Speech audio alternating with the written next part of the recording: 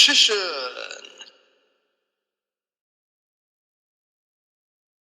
Hey YouTube, Richician 84 here, and after 2 weeks, welcome to Q&A number 64. And before I begin, I just want to thank you guys so much for wishing me and Emma a happy anniversary. It means a lot to us. It really does. No, yeah, it was just a great day and a great week all around, celebrating our anniversary. I wish I could have stayed a day longer, um, stuck around on Saturday, but then of course that was when like one of these stupid train strikes was going to happen. Although I found out soon after I got home that that strike got cancelled. We were so pissed off about that. Like we could have, so I could have actually stayed a day long. Like, seriously, these train strikes happening in the UK right now are just getting out of hand and pissing everyone off and just making everyone's lives a misery. Like, it has to stop. I'm going to close this curtain a bit because the sun's in my eyes. Um,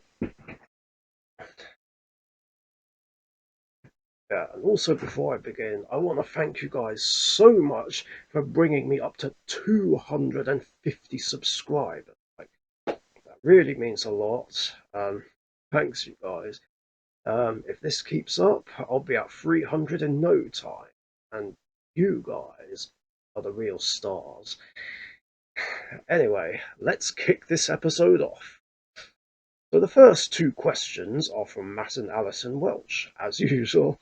One, out of Yugi's, Jaden's, Yusei's, and Yuma's decks, which one do you find the most competitive, and which one do you find the least competitive? These are decks from the anime, of course, not the manga. The most competitive, I would say, would have to be Yusei's deck. Like, not just because he is tied with Playmaker as the only protagonist to not lose any duels, discounting flashbacks, but also because it has a surprisingly good synergy. Like he's able to use all these different kinds of monsters to synchro summon very quickly, um, and you know, uh, just really rev it up, so to speak. And just overcome the opponent, no matter how tough the duel is.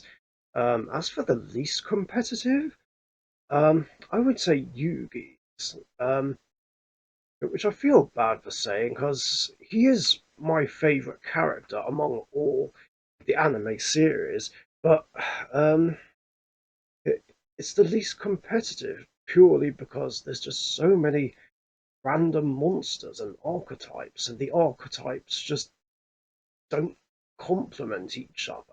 Um, and in the real game, it would just be bricky as fuck. Um,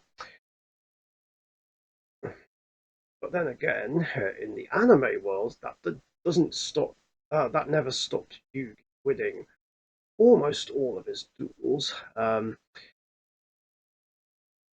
of course being the king of games. Two, if the cards from Yu-Gi-Oh! Sevens became actual cards that can be played with the original card game, how would you assemble Legendary Hero as a current format deck? Still play this as a current format deck. Um, well, it would simply be a case of just adding Seventh Road Magician in there, and with it being a level 7, I can pendulum summon it with the pendulum monsters that I have in there. Odd Eyes Pendulum Dragon, Dragon Pulse, Dragon Pit, Wisdom Eye, Oath Dragon. Um, so that won't be a problem. Also, I'd need to be able to access it quite easily. I'm thinking maybe adding Magician Navigation to the deck as a way as a way to do that, because Seventh Road is a level 7 spellcaster, which can be special summoned off Magician Navigation. It would be situational, considering I'm only playing one Dark Magician, but I mean, if I can get it going, then yeah, that'll be fantastic. Maybe I'd double the amount of Dark Magicians I play in the deck. I don't know. Otherwise, if navigation's just a dead card, then yeah, it serves as discard fodder for Twin Twisters and Elemental Hero, Liquid Soldier, um, or could be set as a bluff. And if I do get Dark Magician out on the field, then that gives me a free spell or trap negate. Um, Next few questions are from John Cross in multiple messages. Like, would you please put all your questions and comments into like one single comment? Like, that would make it easier rather than spam the comment section. Like, that goes for everyone. Um, but I know not everyone does this, what I'm seeing. Anyway, what do you think of compulsory evacuation device? I think it's a cool, interesting, underrated card. Like it may be considered a former staple now, but it's still pretty good for what it is. Just using it for defensive purposes, like bouncing an attacking monster, bouncing one of your monsters to stop it from getting destroyed or banished or whatever. Um, and it's a great way to get rid of something with destruction immunity, like Evil Hero Malicious Bane, for instance. Or another good way to get rid of Destroyer Phoenix Enforcer. Unfortunately, not so great against monsters that do have targeting immunity. It's just like, well, I can't use this card on that card. Hence why it doesn't see any play anymore. But at the very least, it's still definitely worth playing in past formats. Uh, Two, have have you seen the new Halloween Kills movie? No, I wasn't aware of that.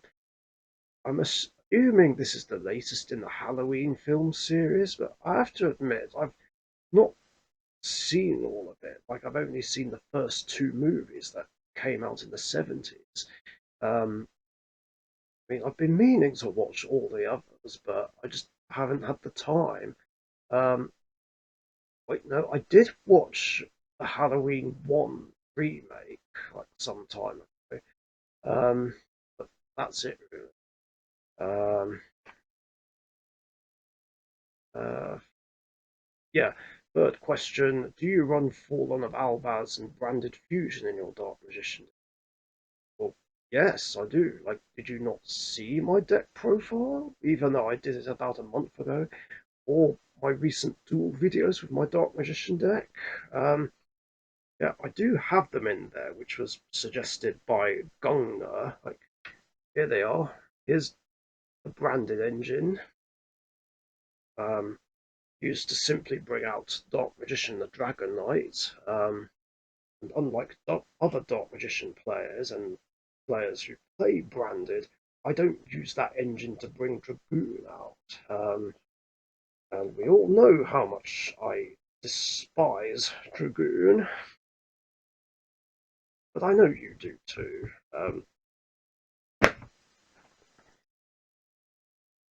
And Oh yeah, there are three. Next three questions are from Weber's Five. He's one of the people who wished me and Emma a happy anniversary. Thanks very much, my friend. Uh, One, what does a viewer have to do to get a question in before Matt and Alison? um, well, I guess you just have to beat them to watching the video. Simple as that. Just or watch it and as soon as it goes up and leave a comment right away. Or in this case, a comment full of questions. That's the best way I can think of. Of course, then again, like, it's not a race. Um, Two, going back to the questions about you and books, did I ever sort you a copy of my bleh, autobiography? There we go. If so, did you like it? Um, no, I never got hold of a copy of your book. Not sure why I didn't. Um, Three, I appreciate you offering to face Draco.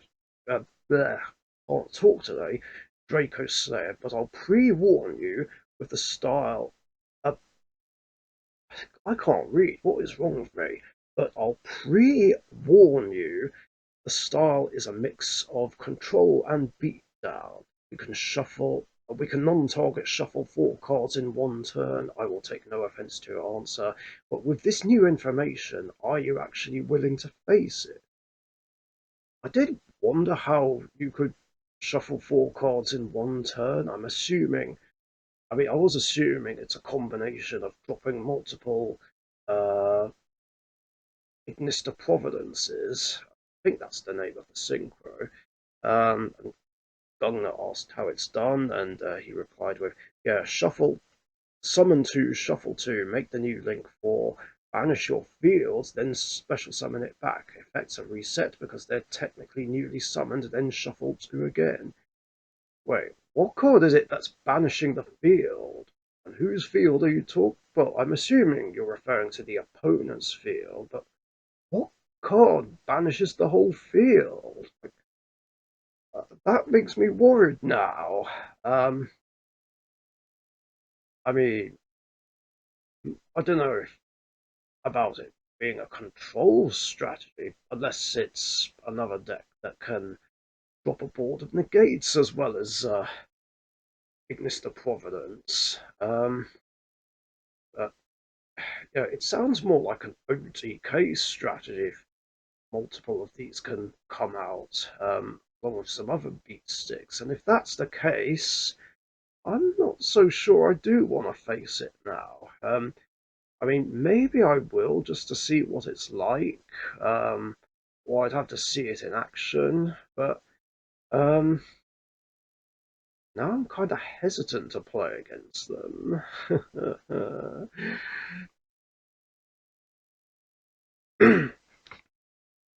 And the last 6 questions are from Yu-Gi-Oh! Master. Um, 1. At my Yu-Gi-Oh! Club, people talk about furries and waifus. Do you know what they are, and why do people who play Yu-Gi-Oh! Love them? I have a question. Like, wouldn't you have done a Google search on this? That's what it's there for. To ask questions like this, not specifically about furries and waifus.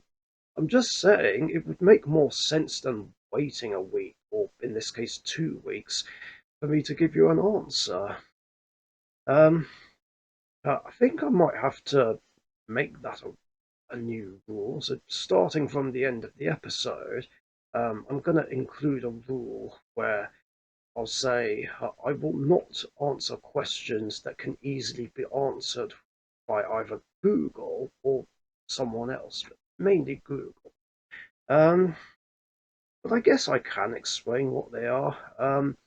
Furries are people who like uh, animalorphic, I think that's the word, animals, basically. You know how, like in some cartoons, where animals like stand on their hind legs and walk and talk like a human being, like that's what I mean. Um, and I feel like there may be more to it than that. But waifus are basically gorgeous women or girls from the anime, basically, or just any anime, really, not just Yu-Gi-Oh. But in the case of Yu-Gi-Oh, examples would be uh, Dark Magician Girl, uh, Chocolate, Apple, Lemon, Kiwi Magician Girl, and the Dragon Maids. Um, yeah, that's the best way to describe it. Two, someone called me autistic because I played Yu-Gi-Oh! And I told them no. Has anyone ever called you autistic? Um, Probably. Like, I don't remember. Um,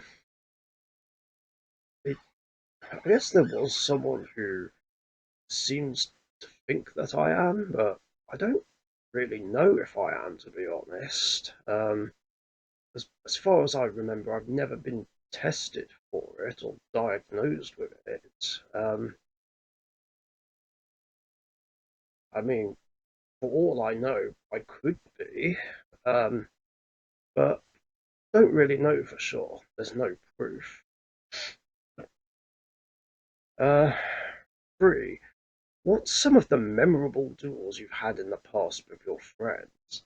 Oh boy, there's just so many. Like, I remember one in particular from way back in the day where I played an Exodia mirror match, and Emissary of the Afterlife got destroyed, and we both added one of the limbs of Exodia, and it turns out we both had all five pieces in hand, so it ended in a draw. Like, that was really epic. And yes, it is possible for Exodia mirror matches to end in a draw before someone says it. I mean, yeah, there are some instances where an effect would resolve first and Exodia would resolve before something else, but it is possible for Exodia games to end in a draw, like in this instance. So in this situation, like, I've got Exodia's head and three limbs, and so does the opponent, and there is one emissary of the afterlife on the field. For those who don't know, emissary has an effect that states that when this card is sent from the field to the graveyard, both players must add a level 3 or lower normal monster from their decks to their hands. So in this case, Exodia. And if that one single emissary goes to the graveyard and we both add a limb, then both Exodia effects kick off. It's a draw. Um, that was fun. There was also another time where, from Edison format, like the March 2010 format, where we were doing a I was doing a request duel with Billingham, the Silver Cyclone. I used Neospatians, he was playing Rainbow Neos, and he was able to fusion summon two Rainbow Neoses in one turn. Like he went Prisma, effect reveal Rainbow Neos, send elements of Hero Neos to the graveyard, like polymerization, fusion summoned Rainbow Neos, then fusion summoned another one, which basically used up his whole hand.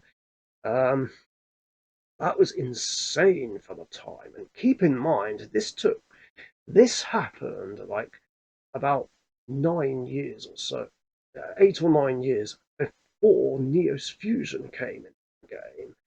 Um, that was great. I'm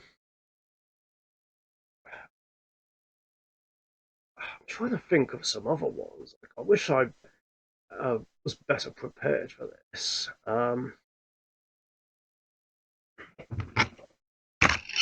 Like, another one was in a battle royale during my first Margate trip, where I managed to beat two people and whoops and win the whole thing with a field of Dark Magician, Elemental Hero Shining Flare Wingman, Stardust Dragon, and number 39 Utopia.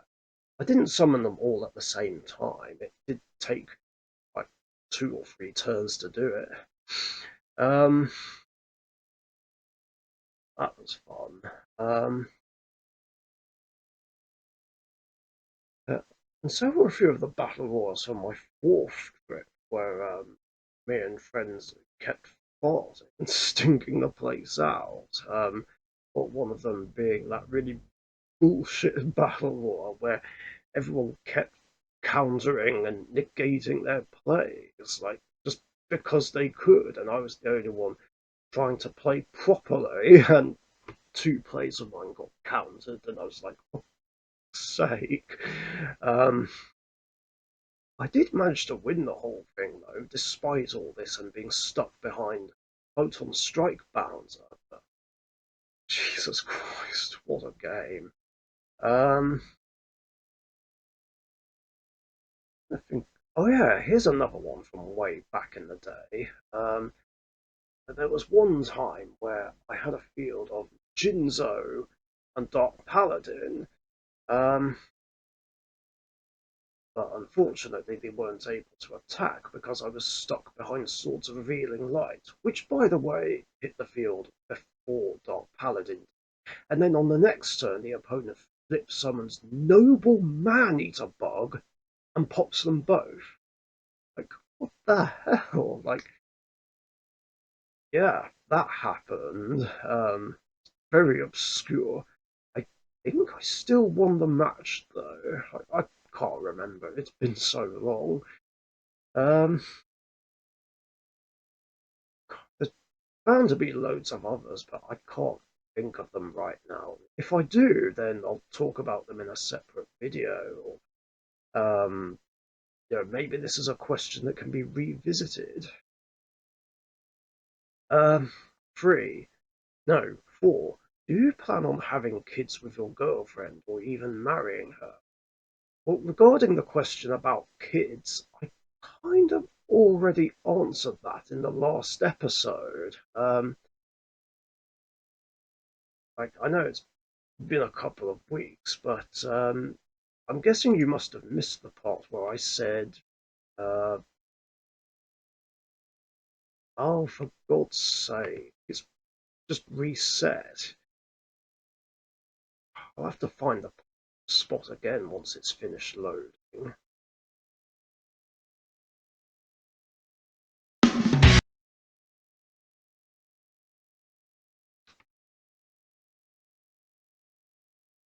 I think it was about here. Yeah, technically, I kind of already answered that when I said this bit. I feel like I'm doing a reaction video. I mean, that's something that me and Emma might talk about way later on down the line. Um,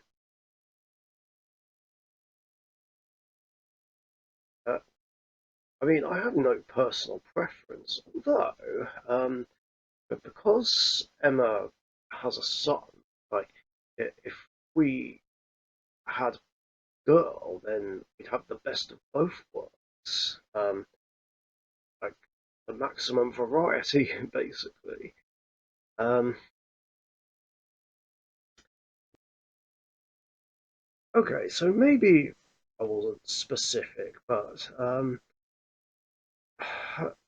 like I said, it's something we kind of talked about, but might talk about in the future. Um, Obviously, there's no plans right now, but uh, basically, to put it simply, we don't know if we'll have children of our own. So, can everyone please stop asking me this question? Like, I got it enough of that. Like, from a former subscriber who kept asking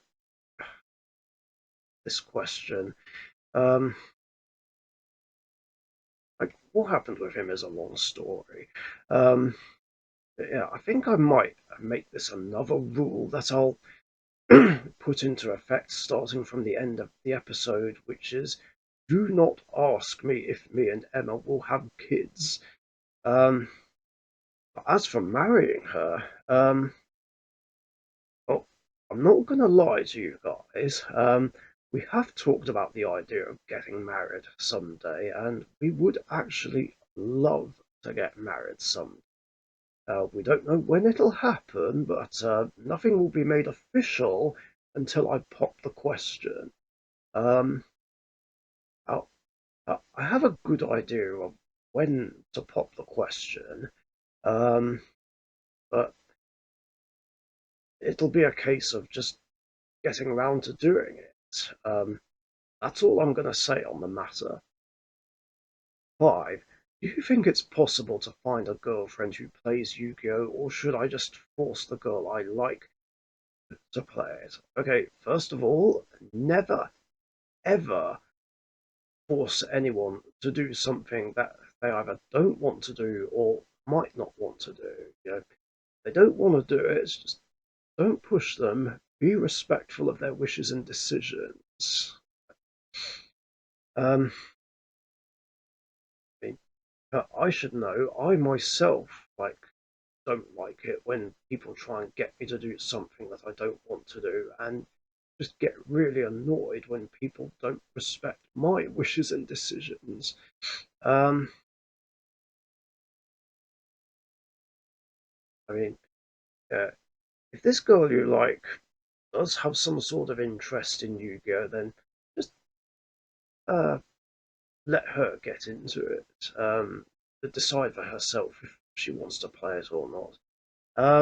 But to answer the first bit of the question, yes, it actually is possible to find a girlfriend through Yu-Gi-Oh. I mean, I myself have been very lucky because I met four of my girlfriends through Yu-Gi-Oh! One of which, of course, I'm obviously still with and have been for a year and a week now. And I mean, it's not easy finding a girlfriend through Yu-Gi-Oh, but it is possible. Um, 6. Other than Yu-Gi-Oh, what other hobbies do you have? Mine are skipping, robot dancing, and stimming. Um, well, there's of course making videos for YouTube, even though it's mainly Yu-Gi-Oh content I put up. Um, Other than that, there isn't really anything else. Although there was one that I was really into, like long before Yu-Gi-Oh, and that was drawing and making my own fan fictional comics on Sonic the Hedgehog. Um, I still have them stored away. I was thinking about doing a video about them, uh, but I haven't got round to doing it. Um, I will at some point. I just don't know when. But yeah, this was my favorite pastime, like when I was a kid and teenager. Um, and it made me want to become a comic book artist, which I'm pretty sure I mentioned a few times in previous Q&As. Um, but, so I did art and design as one of my GCSE lessons, and I went on to college to do art and design. But I guess somewhere along the way, I kind of lost my way and then became unsure what I wanted to do in life.